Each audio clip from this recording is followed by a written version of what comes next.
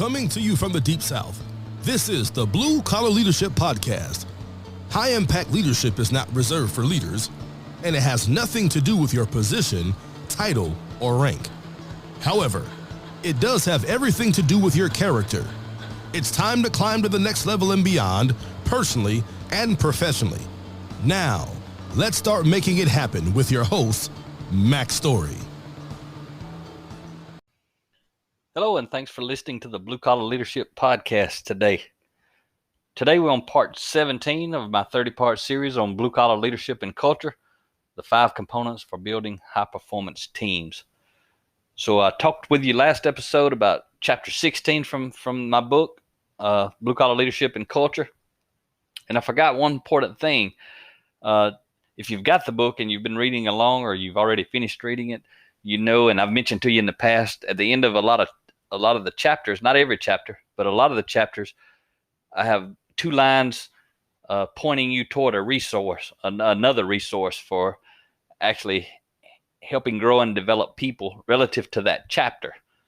And the book that was at the end of the last chapter that I forgot to mention to you, I talked about a little bit of my experience, leading process improvement teams, those 11,000 hours, leading process improvement, organizational change, and cultural transformation. But I forgot to mention the resource. If you really want to learn how did I do that, I told you last time I had to go in there and I had to get buy-in in a week from a group of people that I most of the time didn't know and didn't know each other and didn't like each other and didn't like change, and a lot of times didn't like the boss and didn't like me and all that sort of stuff. But I learned to do it, and how I learned to do it so quickly, I actually wrote a book on that, and I'll probably be sharing a 30-part series on it next year in 2021 that's the plan at the moment, and some could change it, but right now that's the plan, is to do a series on that next year. But that book is titled Blue Collar Kaizen. If you're not familiar with that word, it's Kaizen. It's a Japanese word that means continuous improvement, small change for the better, that sort of thing. The subtitle is Leading Lean and Lean Teams, Lean, if you're not familiar with that. When you hear someone talk about lean manufacturing, they're talking about eliminating the waste, cutting out the wasted steps so that you're only doing value-added content. But I don't teach you how to do lean in there. That's really my background, my competency, my skill set relative to process improvement. I'm really not teaching you the tools at all. I'm teaching you how to generate buy-in when you're leading a team of people through process improvement or change. I'm teaching you how I actually did it, and how any lean leader or lean consultant or lean manager, lean coordinator, but any formal authority leader, or may not be a formal authority leader, but you've been given a task of leading a team through some type of improvement. I detail in that book, Blue Collar Kaizen, exactly how to do that. So I just wanted to make sure I mentioned that to you so you'd know that as a reference. But again, if you got the book, there's a link to it at the bottom of that last chapter 16. So today, let's get into chapter 17. So chapter 17, the title is, and again, this is the last component, the last chapter, relative to the second component of the transformation equation. Again, the transformation equation was talked about in chapter 6. Those 5 components, the second component is buy-in. We talked about people buy into the leader before they buy into the leader's vision, which is really the next component we're going to talk about next episode. We'll get into that, which is unifying purpose, or you could think of it as vision. So I got 3 chapters in the book relating to the buy-in component, and this is the 3rd chapter, chapter 17, related to buy-in. The chapter title is Leading Change. The subtitle is Without Change, There Can Be No Improvement. So I want to kick it off here with a quote by Bob Chapman. And Bob is the CEO of Barry Waymiller, Wehmiller. So Barry-Waymiller. He's the CEO. They do amazing things. Chick-fil-A has always been like my model of what high impact leadership looks like in an organization. But I really think Bob Chapman is the top of my list these days. and they kind of tied, but I still, if it was a tie 50-50, I'd give Bob a 51 and Truett Cathy the 49 there. Both of them are phenomenal people, but what Bob Chapman has done in his blue collar organization and creating the truly human leadership model, and his book, Everybody Matters, the university they have now to help others learn what they're actually doing. I mean, they're a multi-billion-dollar company with, think about 13,000 employees around the world, a couple of hundred locations. Everything I'm talking about, they're doing it in that big organization, and they're doing it because of Bob. Bob and Truett Cathy, they're the two models, the best models I know of. I'm sure there are others. I just don't know of them. If you know of any, look me up on LinkedIn and Facebook or something like that, social media. Let me know who they are so I can research and learn more about them. I just don't know of many. But that's what this book is intended to help the top leader learn how to create a culture like Chick-fil-A or like Barry Waymiller. It's going to take a whole lot more than what's in this book. But if a leader doesn't know anything, this is that roadmap, that guide to help that leader learn, how do you start? How do you get there? And again, that's why I give a list of resources from all of our other books that support this book, because this book's meant to be a tool, but it ain't enough. This tool is going to direct you to other resources. So this is a quote from Bob Chapman. He says, "The great thing about business is that despite all the history, all the deeply embedded traditional dysfunctional management practices, and all the baggage of unhealthy relationships and corrosive cultures, it is possible at any moment in time to push the reset button, to embrace a different way of being and experience dramatic change." That's a powerful quote, and that's what I love helping organizations do. That's what this book is about. It's about helping companies that maybe have, embedded traditional dysfunctional management practices, as Bob said, or the baggage of unhealthy relationships and corrosive cultures. And I love helping high impact leaders hit the reset button and embrace a different way of being, as Bob said. And I always tell the leaders, it ain't about doing something different. That's easy. Anybody can do something different. It's about being something different. If you're doing something different, you can stop doing it. But if you are something different, you're different. And that's what everything I teach and talk about it is help people to be different. So that's a powerful opening quote as we talk about leading change, because something's changing. That's why you have no buy-in. That's why I talked to you about a second ago about my book, Blue Collar Kaizen. That's what I was doing, was leading change, leading organizational change, process improvement, cultural transformation. There's a lot of resistance when things change. But if there is resistance, it's because something's changing. If nothing was changing, there wouldn't be any resistance. So that's why 2 of these 3 chapters really talk about and focus on change. Because change happens, and it always will happen. Everything is constantly changing. Everything. People are changing.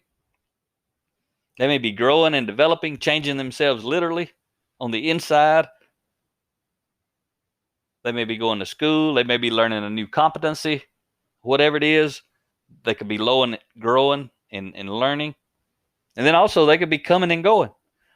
Turnover and retention. People could be leaving. People could be getting fired. People are changing. People could be retiring. New people coming on the team. Customers are changing constantly. We may have new products. We may stop having old products, so we lose customers. We get new products and gain customers, or word of mouth advertisement. We get better. We start having new customers. They're also growing and developing and changing. Customers are always changing. Suppliers are always changing. Products are changing. Expectations from formal authority leaders, from customers, from suppliers, from whoever, expectations are changing. Goals are changing constantly. The goalpost is always moving. Demand for products is changing. Think about that. I'm sure probably regardless of what organization you're in, the pandemic that we've went through in 2020 and probably still going through it, I imagine, when you hear this episode in a couple of weeks after I record it. I don't see it ending no time soon. I bet demand for products has changed. I don't think there's hardly anybody where it remained the same. Some people's product demand shot through the roof. Some tanked, like no demand anymore. And some couldn't keep up. Equipment is changing constantly. Technology is changing. What I'm trying to get you to understand with all this is everything's changing. Like I said, everything. So there's lots of struggle. Leaders are struggling all the time to generate buy-in. There's always resistance to all these changes from different people. I may be resistant about one thing, but I buy in tomorrow, first thing, right off the bat. Something else changes, I'm good with that. And then the next day something else changes, and I'm not good with that. It just all depends on who we are and what we value and how we embrace or resist change. I think if you heard that, that was my computer going crazy over here for a second, but I ain't going to worry about it. I'm going to keep on going. So when change happens, high impact people are more likely to shine, and low impact people are more likely to whine. People seem to like that when I talk about it, but it's the truth. High impact people shine when change happens. Low impact people whine when change happens.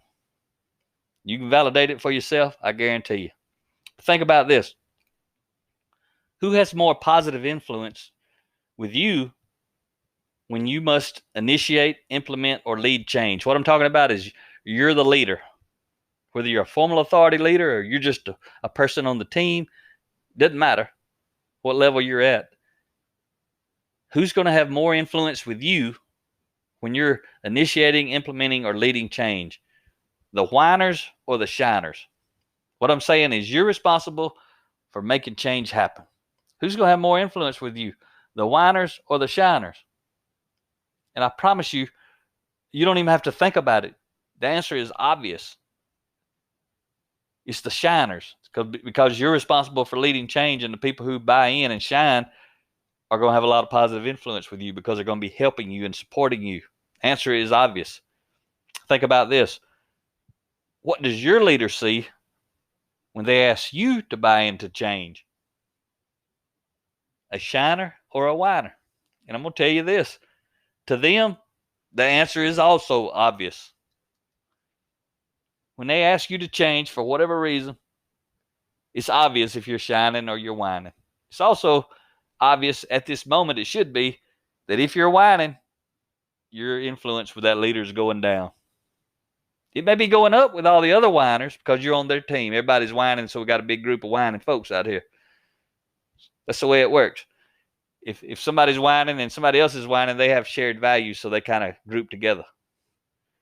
But the people who are shining, you don't have a lot of influence with the shiners. The shiners are going to be going with a lot of influence with the leader and with other people who are shining. That's where the group's going to divide, the whiners and the shiners. And for me, I prefer to be on the team that's shining. I care less about whining. But I know all you got to do is turn on the news, and there's a whole lot of whining in the world. I'm all about being positive, moving forward. I like to shine. That's who I like to associate with. I assume if you're listening to me, you're a shiner. But I'm telling you, we can all get caught up and get tripped up. But we have to understand, if we're going to whine, we're going to pay the price. It's going to be lost influence, because it says a lot about our character.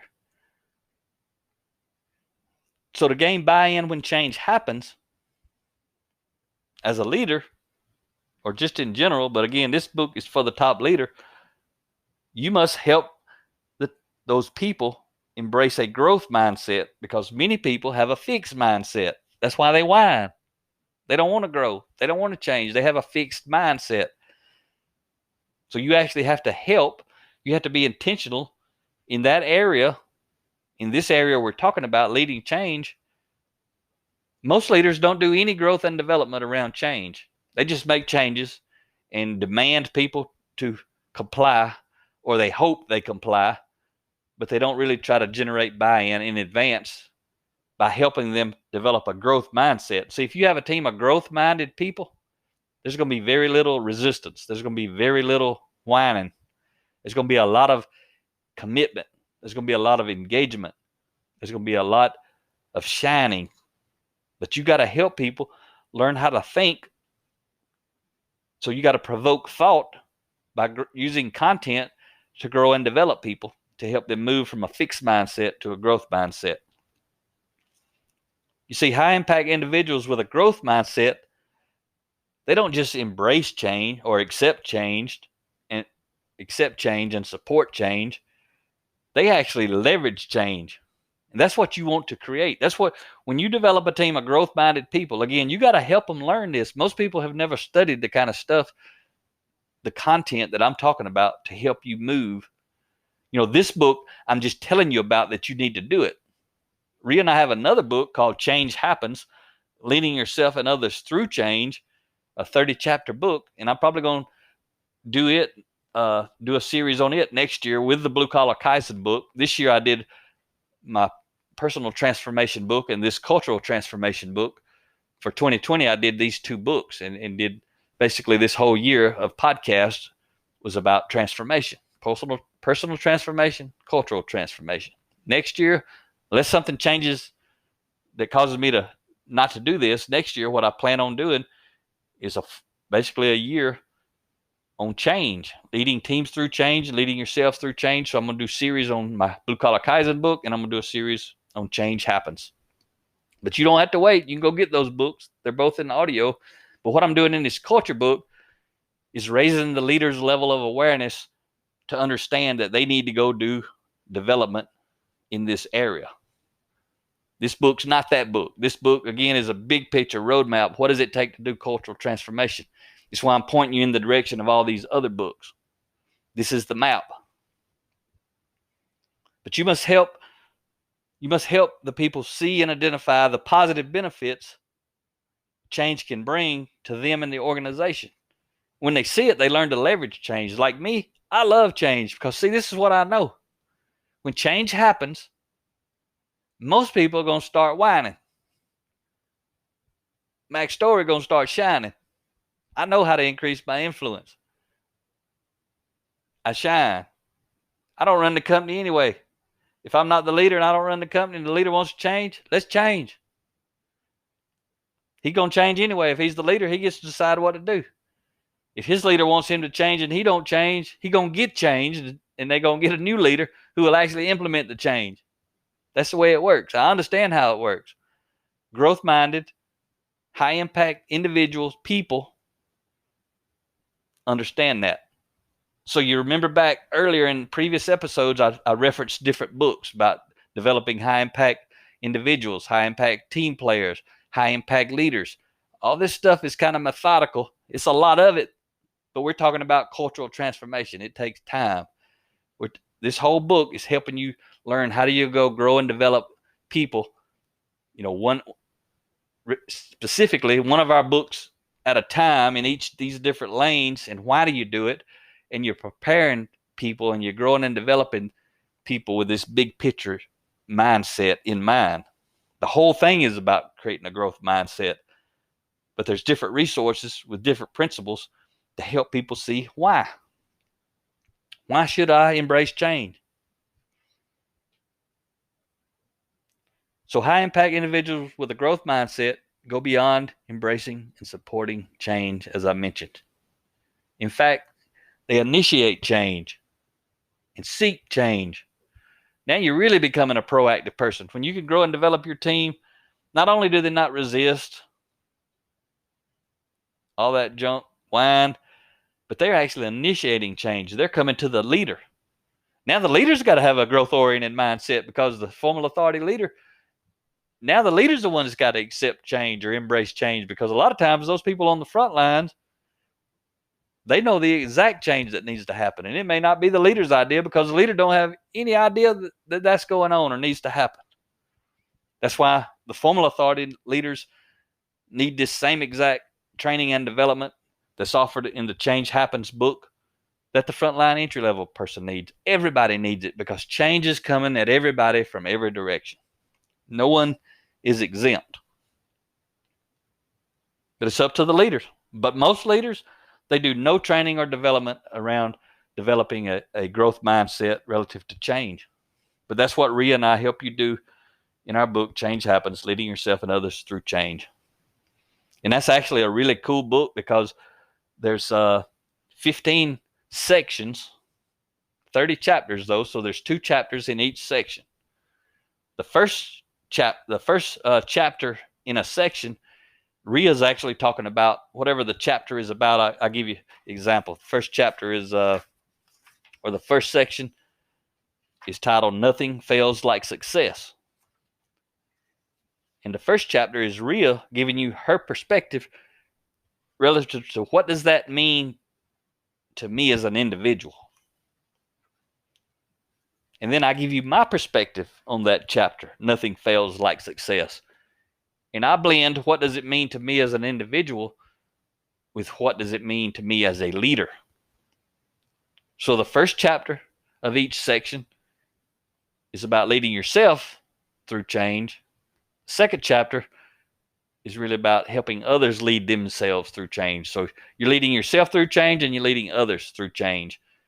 So that's why the subtitle of that book is Leading Yourself and Others Through Change. But it's also written that way. And if you listen to the audio version, there's actually a male and female narrator going back and forth. It's not me or Rhea, but we hire other people to do our narrating. Half the country wouldn't know what I was saying, from what I can tell. They say I don't enunciate well, but I'm all right with it. I told y'all in the beginning I'm bilingual. I'm all right with it. I speak English and country sometimes at the same time. I'm good with it. It's been working for me for 51 years. I ain't worried about changing who I am. I'll embrace change, but I ain't going to be fake. I'm going to be authentic.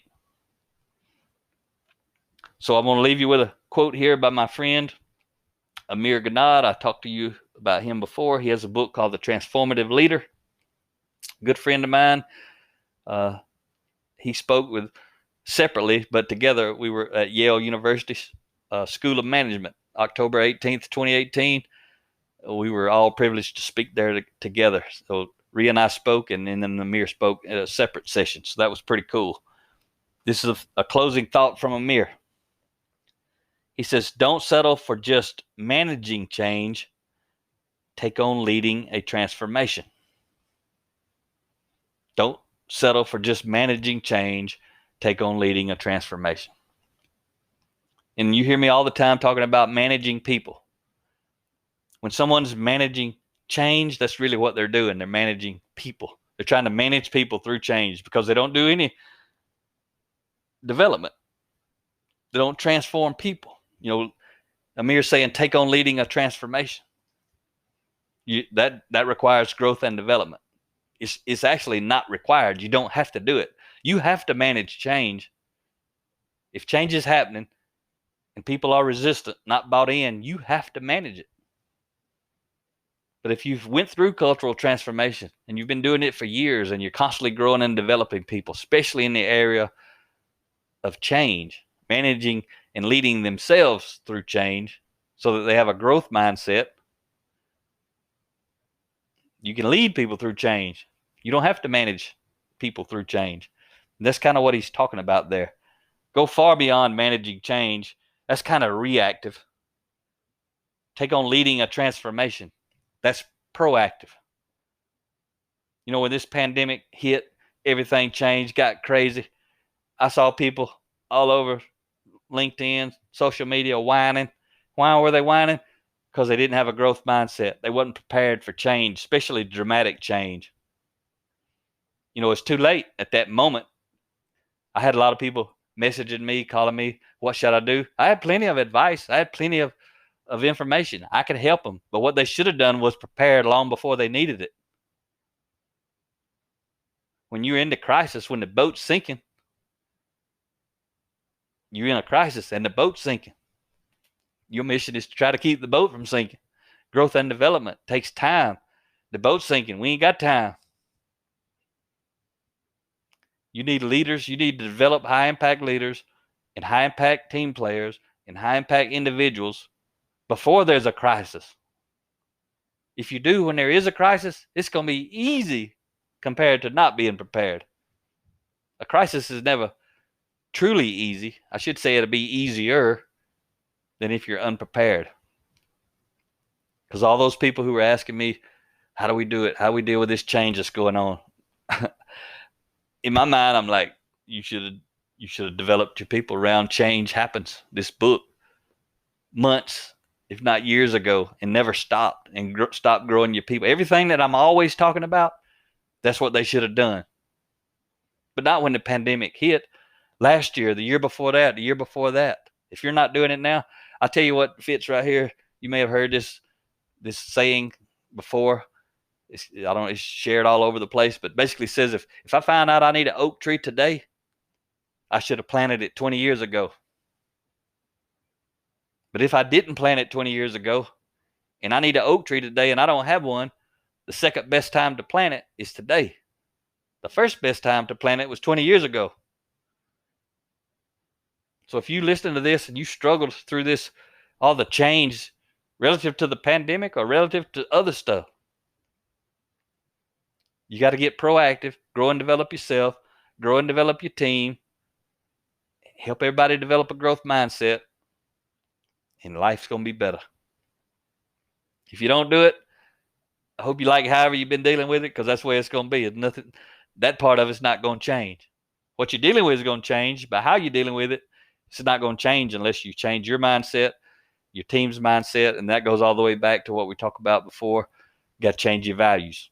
If you don't value growing and developing people, you're not going to grow and develop people.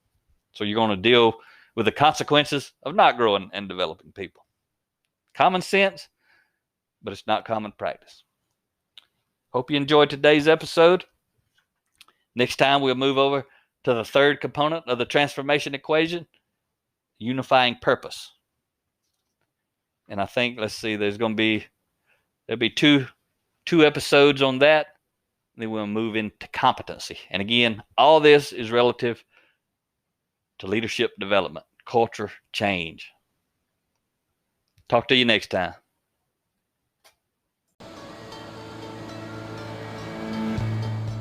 Make it happen or someone else will. It might as well be you. Are you serious about taking your career and your life to the next level and beyond? Check out Mack Story's Blue Collar Leadership series books and others, now available on audio, along with paperback and ebooks at Amazon, iTunes, and Audible. Please visit bluecollarleadership.com to learn about Mack's books, programs, special offers, certifications, and more. Thank you for listening to the Blue Collar Leadership Podcast.